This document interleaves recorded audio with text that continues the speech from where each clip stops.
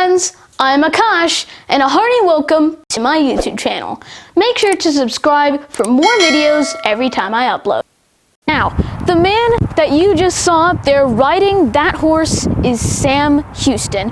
He's the man who made Texas possible. And this is the famous Sam Houston Monument here at Hermann Park in Houston, Texas. So today I want to talk about the achievements of Sam Houston. And you know, he's the man who, without him, Texas would not have ever existed the way it is today.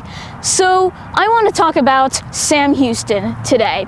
So Sam Houston, he was actually born in Virginia, and after that his family moved to Tennessee during his teenage years.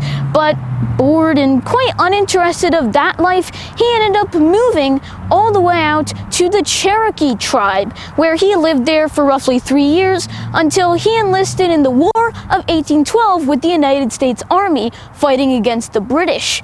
And after that happened, he was given a lot of control over the situation of Cherokees in the area, and moving Cherokees in Tennessee to other areas during the sort of phase of moving American Indians to safe nation spaces, as it was called.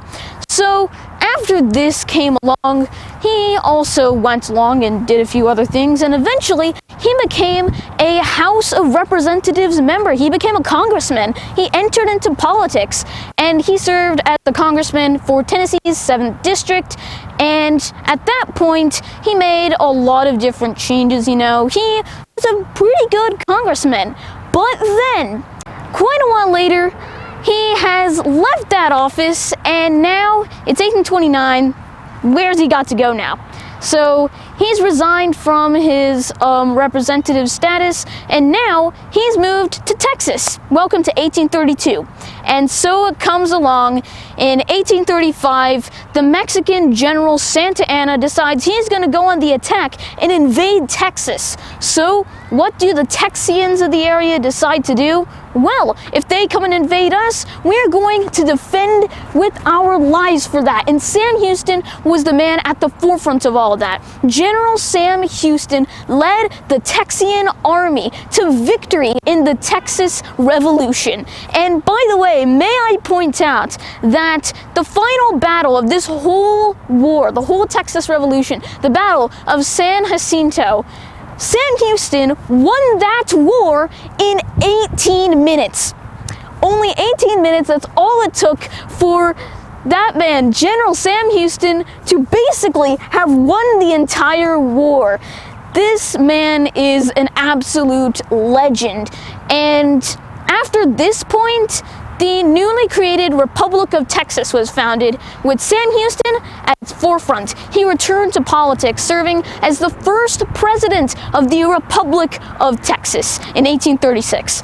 Now, during this time, the presidential term limit was only one. You can only serve once, at least in a row. And so that means in 1838, he couldn't run for a re-election. But in 1841, when the next election happened, he could, because they didn't have to be consecutive. And so that's what he did, and he won that time as well. He was massively popular.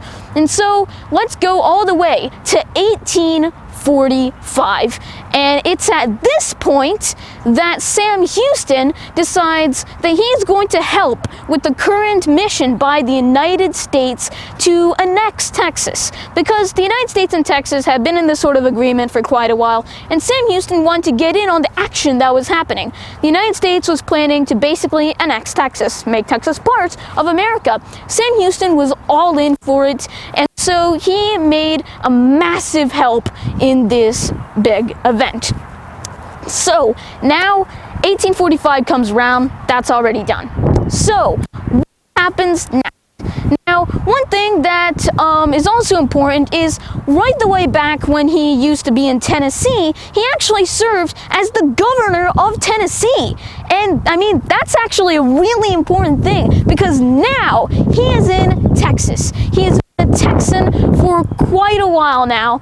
And so, guess what happens? This man, Sam Houston, becomes the 7th governor of Texas, the first governor of Texas when it becomes a member of the United States. And this makes him the only person in history to be the governor of 2 different states. I should clarify, this is not the same person winning the election twice in the same state. A lot of people have done that. Many people have. But this man did what Sam Houston did, was become the first person to be elected governor in 2 different states. And that is something that will never happen again in American history, and yet Sam Houston did it. So he served as the governor of Texas, and he helped make some massive changes. And then, all the way right after that happened, he is now a senator, a U.S. Senator of Texas, one of the first few senators of Texas. And during this time, now we're beginning to see the beginning of the Civil War start to slowly come up into shape. Who will win? Is it the anti-slavery Unionists or the pro-slavery Confederates? And during this time, Sam Houston was always on the Union side. But at the same time, he also didn't like people who were really extreme either side. He was basically a moderate, you can say. He mostly wanted to keep peace between these 2 sides. He wanted to make sure that he wanted to make sure that no one died or no one got hurt, or that nothing bad would come out of this disagreement, and that it would be resolved normally. And so he espoused this a lot. But the problem with that, and well, there is a quite big of a problem with what happened here, because Texas is in the South, and most of the South relied on slaves. So the pro-slavery Confederates, well, they didn't really like what Sam Houston was doing.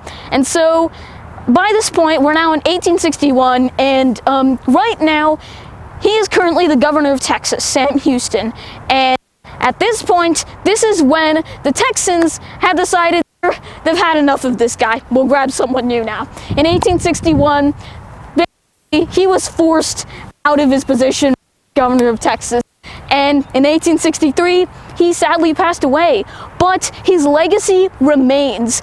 And in 1925, this right here, this structure, this sculpture was built. It was sculpted, and now you can see it here in the city that was named after this man, this legend, Sam Houston, here in Houston, Texas. You can see it right here. His name, Sam Houston, written on that sculpture, that stand there that you can see. Just take a look. Here it is. It says Sam Houston right there. This is the sculpture that was built of him riding a horse that you're seeing from this side view. This man, without him, Texas would never have existed at all. This man is a great, great hero. He is like, for Sam Houston is for Texas as Washington is for the United States, or as Gandhi is for India. He is basically the father of our state. The father of Texas is Sam Houston. That's why we have these right here. That's why we have these statues commemorating the man who made Texas possible. And that is the story of Sam Houston. Everything that got in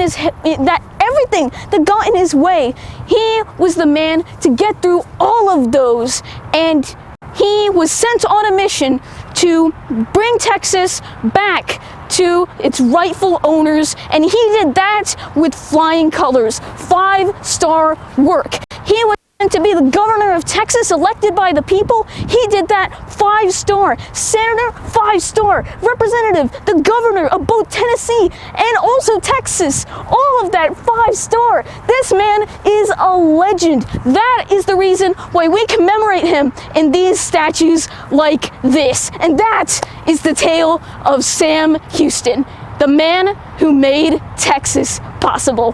Thank you so much. Love you, Akash.